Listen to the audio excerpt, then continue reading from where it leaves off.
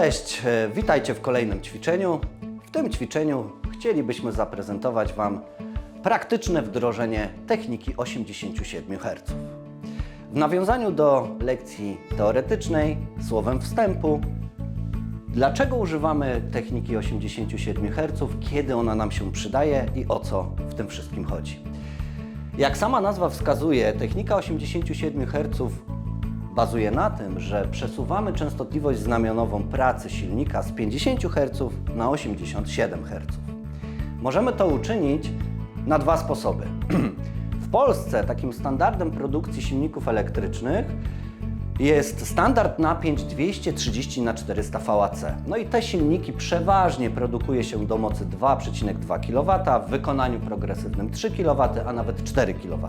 No i możemy zaprząc sobie taki silnik do pracy w technice 87 Hz, manewrując napięciami 230 i 400 V, a dla mocy większych zmieniamy poziomy tych napięć, prawda? Tak jak mówiliśmy o tym wielokrotnie wcześniej, dla silników od 4 kW w górę mamy napięcia robocze 400 i 690 VAC.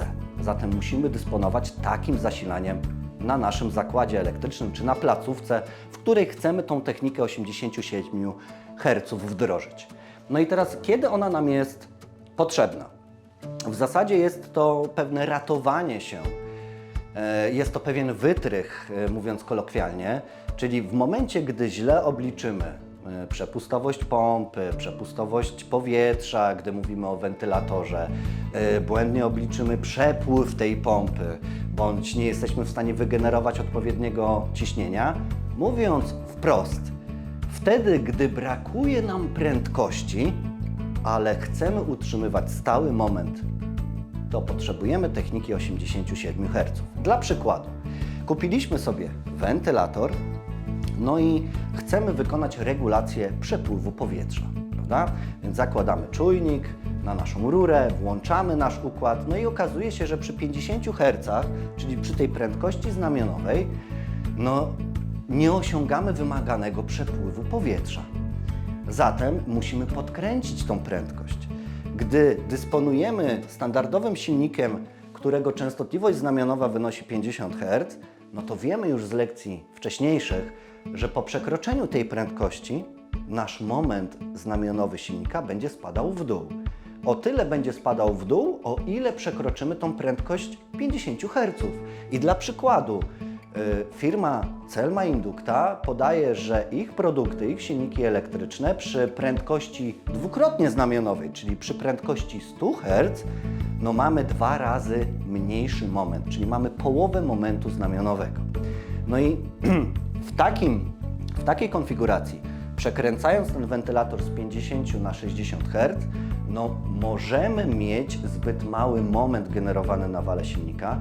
Nawet nie możemy mieć, tylko w większości przypadków tak właśnie jest, że przemiennik częstotliwości nie jest w stanie wygenerować odpowiedniego momentu, prawda? Przekraczamy 50 Hz, podajemy pełne napięcie na stojan naszego silnika, no i żeby zwiększyć ten moment, będzie próbował to nadrobić prądem, a nam, użytkownikom, objawiać się to będzie jako ciągle wyskakujące błędy przeciążenia bądź przegrzania silnika. Zatem musimy znaleźć inne rozwiązanie, no i to rozwiązanie właśnie zaprezentuję Wam dzisiaj, czyli możemy użyć techniki 87 Hz. No i bazując na naszym przykładzie, czyli na naszym silniku elektrycznym produkcji ABB, jest to zwykły silnik asynchroniczny, indukcyjny, trójfazowy, który możemy połączyć sobie w trójkąt na napięcia robocze 230 VAC, mamy moc 0,55 kW, 1406 obrotów na minutę i prąd 2,24 A. Ten sam silnik możemy połączyć sobie w gwiazdę na napięcie 400 V, również częstotliwość 50 Hz, moc taka sama oczywiście, obroty te same, ale prąd nam maleje do 1,29 A. No i teraz chcielibyśmy rozpędzić ten wentylator do prędkości 87 Hz, pomimo tego, że mamy nasz silnik elektryczny na częstotliwość znamionową 50 Hz, prawda? Więc co robimy? Łączymy nasz silnik elektryczny w trójkąt, tak jakbyśmy chcieli go zasilać z poziomu przemiennika częstotliwości jednofazowego zasilanego jedną fazą 230 VAC. Zatem łączymy go w trójkąt na 230 VAC i sprawdzamy wskaz prądu. On wynosi 2,24 A. Zakupujemy przemiennik częstotliwości, uwaga, nie na 230 VAC, ale na napięcie siłowe 3 razy 400 VAC. Łączymy silnik w trójkąt na 230, ale dobieramy przemiennik częstotliwości z napięciem 3 razy 400 VAC. OK? Zatem, mając już taki przemiennik częstotliwości, podłączamy się naszymi 3 fazami 3 razy 400 pod stojan naszego silnika i wpisujemy odpowiednie parametry do naszego przemiennika częstotliwości. Czyli w pierwszej kolejności musimy wpisać nową częstotliwość znamionową, czyli w parametrze trzecim wpiszemy 87 Hz zamiast 50, w parametrze dziewiątym wpisujemy prąd znamionowy spod trójkąta 2,24 A i w parametrze 19 wpisujemy napięcie 400 VAC. No i zobaczcie, co się wydarzyło. Przy napięciu 230 VAC podajemy 50 Hz na silnik. 400 V podajemy przy częstotliwości 87 Hz. I w ten sposób przesuwamy punkt pracy naszego silnika z 50 na 87 Hz, ale mamy gwarancję, że utrzymujemy stały moment, czyli mamy nadal znamionowy moment wygenerowany na wale naszego silnika elektrycznego. Zatem przejdziemy teraz do parametryzacji. Tak się składa, że jesteśmy świadkami premiery nowej serii przemienników częstotliwości od Mitsubishi Electric. Jest to seria D800, która zastępuje serię D700. Struktura parametrów jest identyczna jak we wszystkich innych seriach przemienników częstotliwości. To jest to, co cechuje firmę Mitsubishi, że są kompatybilni wstecz. Czyli jeżeli macie falownik 20-letni i zakupicie serię D800, którą ma premierę właśnie w tym roku, gwarantuję Wam, że znajdziecie te same parametry z tym samym opisem i z tym samym numerkiem. Tych parametrów może być więcej w nowszym falowniku, ale wszystkie pozostałe będą kompatybilne z tym starym przemiennikiem częstotliwości. Jedyna zmiana, jaka nastąpiła, to to, że mamy na froncie wejście USB-C i zamiast przycisku PU EXT mamy przycisk Hand Auto, który działa w bardzo podobny sposób. Zatem przechodzimy do parametryzacji. Nasz przemiennik częstotliwości jest nowy, po prostu wyjęliśmy go z pudełka. Jest na nastawach domyślnych, jest całkowicie wyzerowany i nie musimy tego robić, ponieważ jest to nowy przemiennik. Pierwszy raz będziemy go parametryzować. Sprawdzamy, czy jesteśmy w trybie Hand. Wcześniej byliśmy w trybie PIU, obecnie mamy tryb Hand, czyli tryb PIU ręczny nazywa się teraz Hand, a tryb External nazywa się Auto. Naciskamy przycisk Mode, no i idziemy do parametru numer 3. W parametrze numer 3 wpisujemy nową częstotliwość znamionową silnika, czyli przesuwamy ją z 50 Hz, co jest nastawą domyślną i robimy nastawę 87 Hz.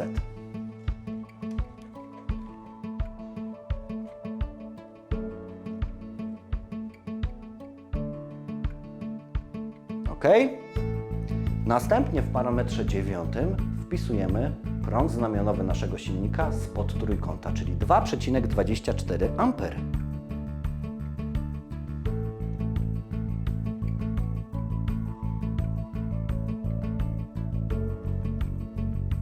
No i pozostał nam tylko jeden parametr do ustawienia, 19, gdzie wpiszemy napięcie znamionowe.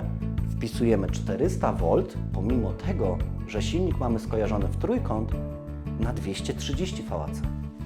Robimy nastawę 400 VAC.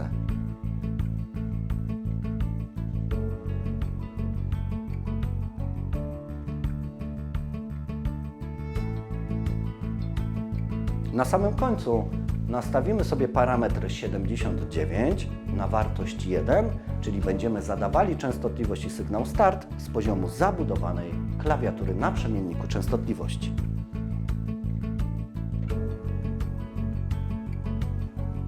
Robimy nastawę 1, mamy załączony tryb ręczny, podłączymy zewnętrzny panel w celu monitorowania odpowiednich zmiennych. nastawimy sobie częstotliwość 87 Hz.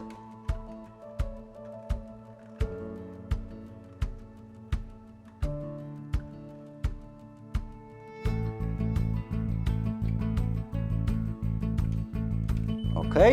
Przejdziemy sobie w tryb monitorowania, gdzie mamy podgląd na częstotliwość, napięcie i prąd. No i zwróćcie uwagę, że przy 50 Hz będziemy podawali napięcie 230 VAC, a pełne napięcie 400 VAC podamy przy 87 Hz. No i zwróćcie, na jakim poziomie jest prąd znamionowy naszego wentylatora. Także włączymy teraz ten przemiennik częstotliwości. Ja się nie będę odzywał, ponieważ przy tej prędkości wentylator będzie wydawał bardzo duży hałas. Zapraszam do pokazu.